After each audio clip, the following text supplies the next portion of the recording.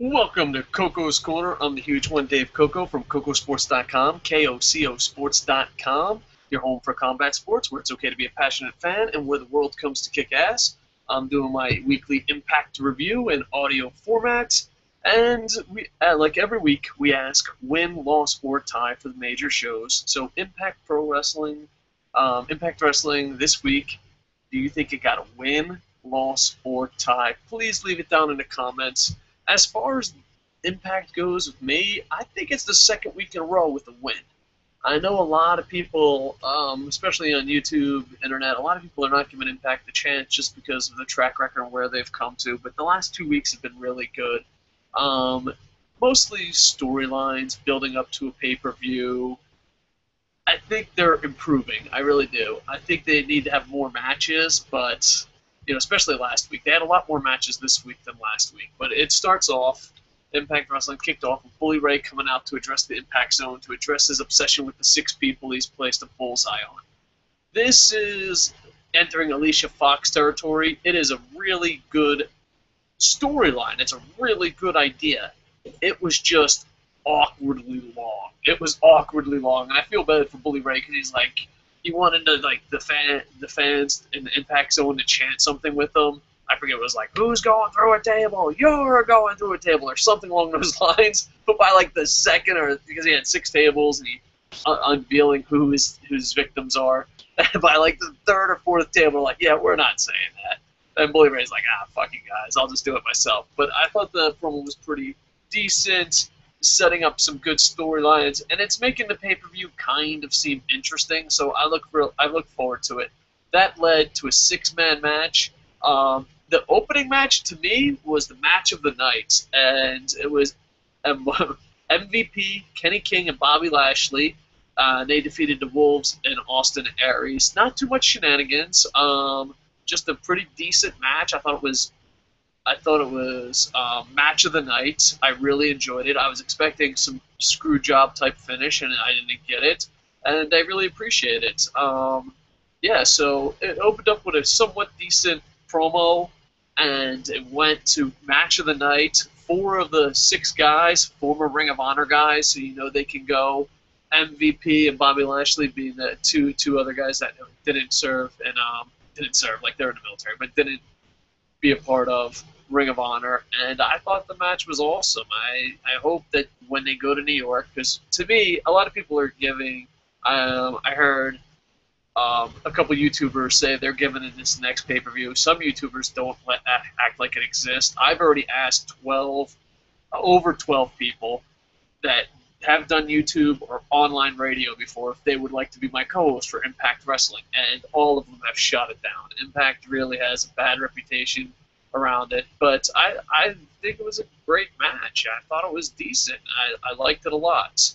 So it was really enjoyable. Let me just hit the matches, then I'll try to do the segments. Bram defeated Tigre Uno. I did not like this at all. I do not like the Bram character. I don't like the. I love Uno, and I hated the fact that Uno had to be kind of. It was a decent big man, small man match in ring. I just wasn't feeling it. Yeah, Uno went under, and this is one thing that I try to enjoy all of pro wrestling. I'm a bit of a critical asshole, but that's just me. But I really try to enjoy all of pro wrestling. And the problem I have right now is I actually don't hate Impact Wrestling as much as other people on YouTube, and not as much as Boom Boom. Boom Boom just says, I'm done. He tapped out. I've asked other people to host the show, and they've tapped out, and it's got a real bad reputation. But I don't hate Impact, but I do absolutely hate TNA Loyalist. I saw this, I went to YouTube, and no one mentioned that anyone copied off anyone. There's Copygate, there's Eric Young, and then there is also, we'll talk about the main event here, the main event, which WWE kind of fucked them, but, they have a reputation. Even Heelbook made Copy Dixie Copy or Steal Dixie Steal. And I don't know. I did not see this guy as a copy. But then I go to the YouTube thing and I see these TNA loyalists that defend it. No one is saying Bram is a copy of anybody. And they're like, he's not a copy of Bray Wyatt. You're just saying that because he has a beard. And I never even thought about him being a copy of Bray Wyatt. It just didn't, before Copygate, people copied off each other. I just think it went too far. I think WWE went too far. I think TNA went too far. They're definitely copying off each other way too much. But no one said anything. This was early in the YouTube thing, in the conversation. And I was like, you know what? I didn't even think about it, but now that you bring it up, he has more than just a beard in common with him. All right? And the hair, the beard, and on top of that, where the copying really takes effect, is the storytelling. You take Taz and Mike Tenay's voices from this match and put it over an early match of Bray Wyatt. They're saying the same exact fucking things. And, TNA is in a spot because they're the second-tier company. They're the guys looking up. They're the number 2 company, maybe number 3. It depends on where you view Ring of Honor and how you grade companies and what you consider to be successful or not. But, I mean, if you consider Profit to be a successful, then Impact is really down the list. But the thing is, I didn't even think of him being a copy of Bray Wyatt. I was just like, I ain't feeling this guy. I don't like him with Magnus. I think he's ruining Magnus's character and career, in my opinion. But now I go, and they're just automatically defending. You're only saying they copied. No one said anyone copied anyone. How much do you have to be on the defensive? How much? And you know what? I really, to be honest with you, don't enjoy Impact Wrestling fans. I just don't. Now, there's people that are pro wrestling fans that like WWE, Impact, Ring of Honor, New Japan. I love those people. But if you're like, I only like Impact, fuck you, I only defend Impact, I don't enjoy your company. I really don't. Something that should be said on Impact Wrestling Reviews. Yay! There goes my subscribers. But yeah, I wouldn't even thought he was Bray Wyatt copy until I went to TNA's thing and they're already defending it. I'm just like, oh my god, I didn't even think about it. But yeah, so maybe you should. Maybe I always thought this funny in politics and with Impact and anyone who's super loyal to a party or a show or something. I always found it funny that the more you defend it and don't think it's a good product and you have to defend it or have to defend it over and over and over, you're actually making the product worse. You have to give honest feedback. You have to give honest feedback. TNA will see that and be like, yeah, we're not copying, and they are. But WWE fucks them over at the main event. I'll tell you why at the end. Gunner and Mr. Anderson defeated the Bromans. It was a nice short match. I'm not a big fan of Bromans, and I don't think the Bromans should have had the titles, but I don't think they deserve what they've got since they've lost the titles. Gunner versus Mr. Anderson. I'm starting to become a big fan of Gunner. Granted, I have the Semper Fi thing. I used to hate Gunner when he first came out, but I'm starting to not only like him because he's a former Marine, former O331, Semper Fi, but I'm actually starting to like him because I'm like, wow, I wonder where this character is going. Mr. Anderson on the other side, I just think he's lost a step, lost a smile. But the big thing was the stupid circus act. I tried to give it time, but the more it goes on, the more I just don't like it. And the Bromans are doing the comedy thing, and they're scared. And I'm just like, I'm not buying this shit. A segment of the night, possibly decent, maybe second match of the night. You had Beautiful People defeat Brittany and Gail Kim. Brittany is doing this whole thing where she wants to get to Beautiful People, and they want to give me a second. They want to protect her. Sorry about that. I got something going on. I apologize. But yeah, Brittany went. Basically, Madison Rayne says, "No, don't go out there. Don't go out there.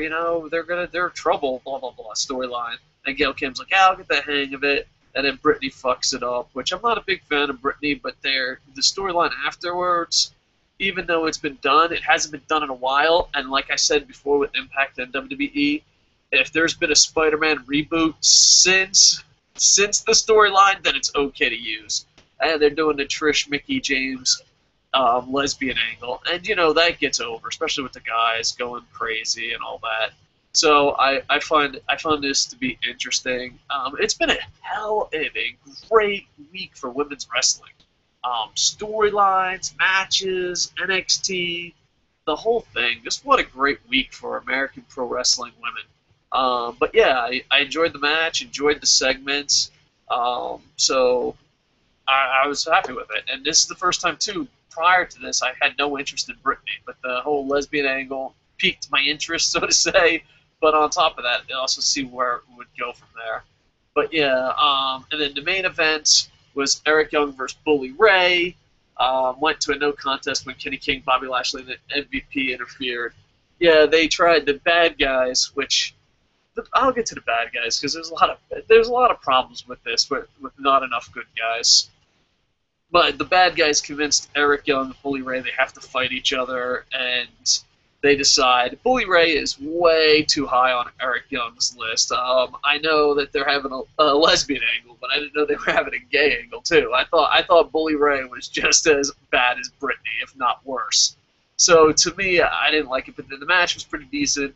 It goes to a no contest, and WWE fucked them good. Fucked them good, man. And I feel, I'm not defending TNA here, but I feel like WWE is worried about Impact for the first time ever. Raw is live. In Raw, they know the spoilers. People have leaked them out. They knew it was up. And they did the same exact storyline on Monday night with Evolution and The Shield as they did with, Kenny King, Bobby Lashley, and MVP. And Impact has, Copygate going down, and basically all their loyalists are like, they're not copying, and I used to think both companies are copying off too much. But, man, that was the king of the dick moves by WWE. And WWE, you go and you say, oh, Impact's not that big a deal. I know it's kind of bullshit. Every competition is good, I used to remember when I promoted shows in a town and some small fed would come in and I'd be like, no, we have to wipe them out. I'm like, why? And I'm like, dude, any little competition can become big competition. So I don't believe WWE ignores them. But they took the high road. And WWE's like, fuck Impact. I don't give a shit. We're not signing AJ Styles. We don't care about them. But to read their spoilers, know what they were going to do, and then you do that on Monday Night Raw, whew, that's some ruthless shit right there, folks. And you know what, Impact, you made this. You made this your fault, and your super fans, your bots are making it worse. You did Copygate 2014, and now everyone thinks you just copied off Monday Night Raw, even though you recorded it earlier. I still think you should do it the Spider-Man rule, because it's not fair. Because this ain't even Impact versus WWE. It's just big company versus little company. If a little company comes up with an idea, and not even that, just on YouTube, if a small channel comes with an idea and a big channel steals that idea, everyone's gonna think it's the big channel's idea. So yeah, it's a fucking dog eat dog world. But I just thought, man, that was real shitty by WWE to do that. I thought they were going to take high road. I thought they were just going to ignore Impact Wrestling. It wasn't really that big a deal. But this is the first time. I know they copied the John Cena, AJ Styles love triangle bullshit thing, which was just pure garbage. It's embarrassing. But this, because that to me, WWE was like, I'm going to take a shitty storyline that our competitors did and prove that it got over. And it didn't. It was like that shitty storyline on Impact was shitty on WWE too. So I think it was one of those I could do what you could do better. But this is the first time that it was fucking dirty. They didn't want to prove they could do it better. They wanted it to be first because they know Impact has a problem with the wrestling community that everyone thinks they're copying. And, well, that's their bed. They fucking made it. So I just thought, man, what a fucking dirtbag move by WWE. I thought, not of course, nothing's fair. I just thought they were really ignoring them. Like if someone said, oh, dude, WWE is ignoring them, I thought that happened. But as of this week, it proves it. They basically did it with the ring announcer, sound, they come down and do the side rolls. But the big news is, forget Copygate, who copied who. But, guys, WWE, TNA, I've said this a million times. If there hasn't been a Spider-Man sequel and your competitor has run the storyline, you can't use that storyline. There, I think TNA fans, WWE fans, Ring of Honor fans, New Japan fans, I think we can all, as a wrestling community, be like, you know what? That's a fair rule. no copying off each other. But man, this was the first time WWE has done TNA this dirty. This might be the dirtiest WWE has ever done TNA. But the big news out of it is Samoa Joe returns. I'm a huge Samoa Joe fan. I think Samoa Joe, if I ran TNA, Samoa Joe would be the cornerstone of the company with him and Austin Aries, Bobby Roode. But Joe would have a huge part. He would have long title runs. He would be invincible. But Samoa Joe comes back. I'm really happy, really excited. But I'm a negative person. You can't send me fucking pizza and fucking there's shit in it over and over and over, and I'm getting excited. You know, you're like, oh, here's a pizza. Open it up. Wow, there's shit on my pizza. You can't do that over and over and over again. I think that's the situation. Samoa Joe's back. He's going to save the day. This is the time. The real fucking... Oh, what did you do? All right, this is the real time. Samoa Joe's going to return DNA. Woo! Yeah! Let's go! Oh.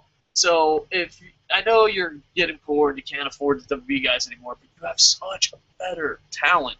TNA losing money might be great for the fans.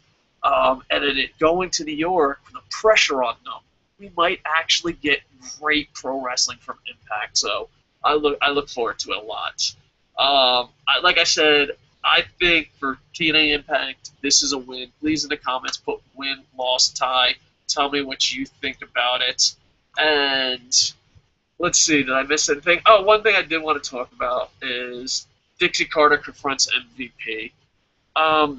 When MVP was a good guy, it made sense. When Dixie Carter was a bad guy, if Dixie Carter came back and said, you know what, I'm going to rein in your powers, it's weird because Bully Ray comes out and they talk shit. Eric Young had line of the night, by the way.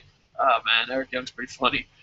Bully Ray tells him to calm down and wait for your moment, and then MVP starts talking smack, and he gets angry. It's like, what did you just say a couple minutes ago? I can't deliver it as good as Eric Young, but, man, I wish Eric Young would be a little less serious and more funny on the mic. He is really a hilarious guy. But the problem I have is Bully Ray is sitting there saying, fuck you, I'm going to fucking kill you all, destroy you. Now, if MVP was like a good guy and says, hey, dude, let's not fire him, okay, that makes sense. If Dixie Carter was like, you know what, fuck you, MVP, I'm taking my company back.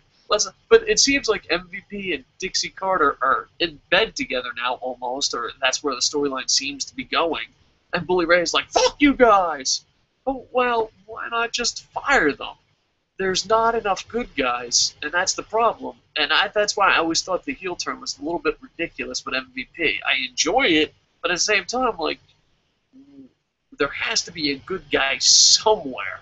And I'm glad Samoa Joe came back, because I don't think, the American, let's see, you got the Wolves, you have Samoa Joe, you have Eric Young, Bully Ray. So the good guys, even Austin Aries to a bit, but you can never trust Austin Aries, and that's what makes him great. But at least they're getting a team that's good, and to battle these guys. But I just don't understand. It's like they have everything. Now, granted, the one thing I do like about the storyline is MVP wants the title so that he can have all the power, and that means that even though you're the owner and run stuff, you still need that title, and it makes the title seem valuable, which is a great thing in a storyline. But then, the problem is, who's protecting Bully Ray? Like, why would Dixie Carter be like, you're fired? MVP is like, hell yeah, you're fired. And MVP really doesn't have much power. He's like, Dixie, you're banned from building. Oh, that means you'll have 27 segments a night. Bully Ray, you're banned from the building, but I'm going to be a little stricter on you. You're only going to have 13 segments tonight. Ah, poor MVP. MVP being banned you're better off being banned. I mean, Austin Aries isn't banned, and he's barely on television. So I found that part to be a little bit ridiculous. But you know what? I know a lot of people have given up on Impact. I have not. I will still be honest. I'm not a fucking TNA fucking loyalist. You fucking scumbags make the goddamn company a million times worse. But I will give Impact a chance. I think I'm giving it to New York. I think New York, they're going to have to make the better wrestlers shine, and slowly but surely, the better wrestlers are coming. Either A, because the older guys are injured, or they can't afford the older guys. And I think Impact should bring it back. Should bring it back to what it is, an alternative for young guys. I think Impact this week was a win. I really do. But it wasn't the best show on Thursday, and that's scary. The best show of the week, obviously, is NXT TakeOver, and to go head-to-head with Impact really got to hurt it. So I worry about TNA's future. And what I worry more is that the only people who are watching it are complete loyalists. And well, the problem with being a complete loyalist is if Impact decides to drone overseas, but you're like, you know what? I voted for this guy, and even though I'm anti-war, I'm still going to be behind him 100%. Well, then they can do anything. If Impact has a shitty, it doesn't matter how shitty the show is. If you're going to be a loyalist and defend it and go on and like, I just couldn't believe it. I went to YouTube, watched the video, no one was commenting, and they're like, he's not a copy. And I was like, wait, now that I think about it, he is. Thank you, loyalist, for fucking ruining the product for me. Plus, you got to make the product good. That's why I'm so excited about New York, and I hope they sell this place out. There's still rumors that there's tickets still available. 800 fucking tickets in New York City, and it's still available? Let's just hope Impact's mistakes lead to a better wrestling company. Alright, so please in the comments put win, loss, or tie, and I don't know if I'm going to be able to do a SmackDown review. I'll try, but I can't promise. Alright, and tonight, tomorrow, depending on what time zone you are, we will be doing a recap of WWE's pay-per-view. Also, we did pay-per-view profits, and we're close to 5,000 subs, so if you've never subbed, hey, sub. Like, comment, subscribe. So yeah, and we did pay-per-view profits, so get your picks in. This week, though, we did a lot of shows, and our views went down, so that breaks my little fucking devil dog heart. So hopefully we can pick it up and spike it up with our pay-per-view and all that other fun stuff. Anyway, yeah, we expect to do a lot more stuff, so I'm looking forward to it. Go to Kocosports.com to keep up with us, KOCOsports.com. Jerry, David Cooey, Pablo are busting their ass, and yeah, I just want to say thank them. Alright, so there might be a SmackDown review, but I wouldn't bet on it. Like, if you're going to your local bookie, be like, will there be a SmackDown review this week on Coco Sports? I wouldn't put my money down on it. I would not bet the house. There might be, but most likely it'll just be the pay-per-view recap next. Alright, so thank you for anyone who's listened this far, and with that, I am over.